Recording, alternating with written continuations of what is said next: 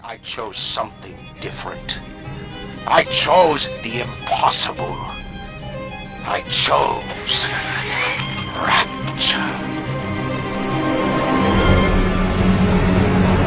Sitting where the artist would... Hi guys, welcome back to SwitchUp. I'm Mark Walker and this is one I'm very excited for. Perhaps some of you would like to know my thoughts on them. You know, I didn't really realise how invested I was going to be in the Bioshock remakes on the Nintendo Switch until that title screen came up. And then, as I descended into the depths, with Ryan's monologue ringing in my ears, and then the screen drops to reveal the ocean city, I'm not gonna lie, it was a bit emotional. This game is, it's like an era. This game is like a moment in time, and for it to perform poorly, it just doesn't bear thinking about.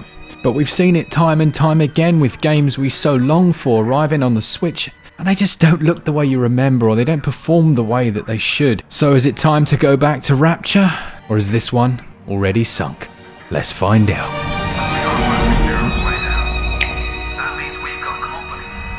In terms of the control options you're given, they're quite sparse to say the least, although it is nice to see that you can invert some of the axis. You'll have the option to change the sensitivity from the default slug-like setting up to a more realistic 8 out of 10, which was actually quite decent. If you're unfamiliar with the games, you control the camera with the right stick. And again, as I always do, I had a little look and no, there's absolutely no motion controls here at all, which is a shame for some people, and for others they couldn't care any less. I personally feel that gyro control can add a good amount of detail to your aiming, and when you know how to use it properly, well, for me it just makes things easier, so not having it here is a bit of a disappointment, I'm not gonna lie. However, there are a large number of people who actually prefer to play with just the Pro Controller, with none of that thrown in. The most important aspect is the performance, and well, we'll get onto that in a second. There are a few other options, including tutorials, as well as some slightly controversial ones which were introduced with the remastered, in air quotes, edition,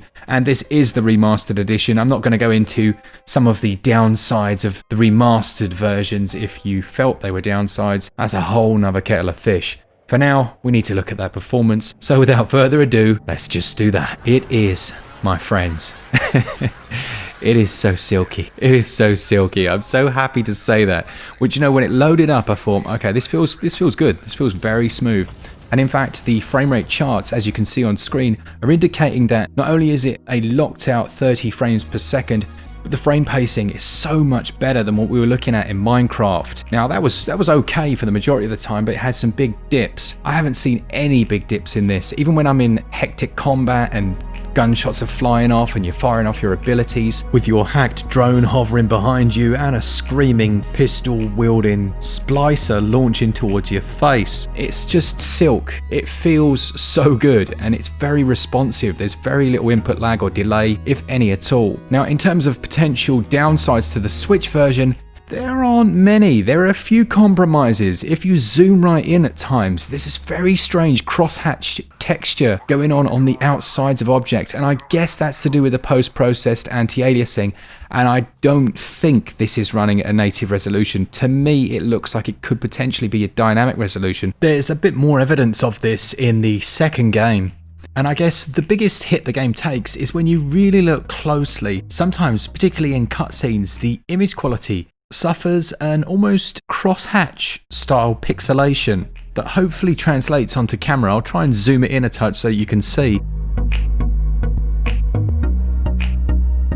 But then later, this will seemingly disappear, so it does potentially lend itself to the theory that it's running with that dynamic resolution. It could equally be artifacting left over from a post-processing technique, and maybe they've used that to make the image look sharper and potentially do some anti-aliasing to remove jaggy edges on the outsides of things when that resolution drops. I don't know for sure, and I'm sure we'll find out in the coming days. I'm sure when the Digital Foundry boys get their hands on it, they will tear it apart and let us know for sure. As I say, for the vast majority of my playtime, just looking at the overall image, it was fine, it looked good. Textures, although, yep, they're not as good as my PC maxed out on the same game, it's looking surprisingly good, particularly when you go close to items such as posters or pictures on a wall. The textures are very good indeed. Now the game uses dynamic shadows and your character can cast shadows around the area, and this gives us a good chance to look closely at these to see what kind of map we're dealing with. And well, once again I'm quite pleasantly surprised. I was expecting to see a super low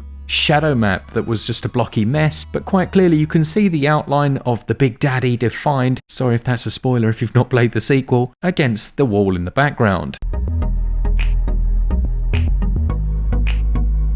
Lighting is all intact, animation's running well. If you remember when the original game released, one of the big bugbears of people was the strange animations of the characters, but that was all part of, and it's intrinsic to the game, and it remains to some degree, but to my eye it looks slightly improved. And I believe the reason for that was that the animations of the characters were tied to the frame rate. Perhaps that's one of the things they, and again in air quotes, addressed in the remaster. You'll have to let me know. One area that I didn't expect to see a huge amount of improvement in, or really I didn't expect to notice, was the audio.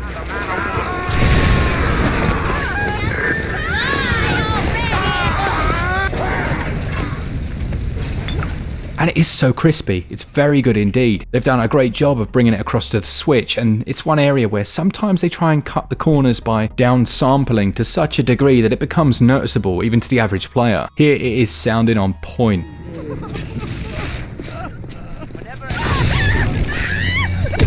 Weapon sounds, characters screaming in the distance. I forgot how much screaming goes on in this game, it's actually quite eerie. Everything's there that you'd expect. You can fiddle around with the brightness settings, as the game can be quite dark, but my overall impression of textures and just the overall image that's presented is quite sharp, and surprisingly so actually in comparison to some other titles. It was beginning to give me hopes for Dead Space on the Switch. Now, as far as the second game is concerned, it's exactly the same story. They've worked hard to bring this up to a slick 30 frames per second at all times. And I say slick because, yeah, I know it's not 60, but when the frame pacing is done as well as this, it just feels smooth. It feels really smooth, very responsive, and as you can probably tell, I'm really relieved that this is the way it's arrived on Switch. When we weren't getting codes until launch day, as I'm sure you can imagine, I was beginning to panic. Load times for the most part are not too bad. You get looking at around about 20 seconds for the initial load in, and then subsequent saves and loads are slightly faster when you're in game. So far, in only the first 2 hours of the game, I've not experienced any crashes or other bugs that would cause me any major concern or worry about how the game's going to pan out over its full length. I even managed to keep my little drone with me for my entire playthrough. Awesome. Now, if you want my thoughts on the games themselves, well, they're amazing. I don't need to say much more than that. I forgot how good they are. The storytelling is incredible. And actually, one of the main things that first-person shooters tend not to do very well is to give the player a worthy reason for their actions. And Bioshock did that like no other series. It feels so fresh to jump back into it. And as you uncover the mysteries of this sunken city and build a relationship that just doesn't quite make sense until those final scenes. It really is a joy to be playing it again, and I'd highly recommend this game to anyone, even if you're not a fan of first-person titles in general. Its mixture of the superpower-like abilities combined with the emphasis on hacking machinery and turning enemies on each other hasn't been matched really to this day, and it's outstanding. Now, some people didn't like the second title quite as much as the first, and well, I'm not going to spoil it because I know there's going to be a lot of new players, and we'll look a bit more in detail at the third game in its own video. But suffice to say, if it's a series you've not touched before, just as I would say with The Witcher, it's one that you absolutely need to play. It's like a monument of gaming. Thank you 2K for not messing this one up. Bioshock 1 and 2 at least are fantastic ports. Keep your eye out for our next video, which is obviously going to be the third in the series. We'll do a short one on that. And then the Borderlands games and XCOM. And XCOM's going to be a big one because the performance on other systems hasn't been great at all. Very stuttery, a bit of a mess over there. So I'll be tearing that one apart, and well, yeah, keep your eyes peeled for that one. It's going to be interesting. A big thanks to all of you who watch the channel, who enjoy the content as we head towards 100,000 subscribers. That is a crazy thing to say. A big thanks to our patrons who support us each and every month. And as always, for all things Switch, all the time, keep it Switch up. Cheers, guys. See ya! I'm sorry. Let me try again.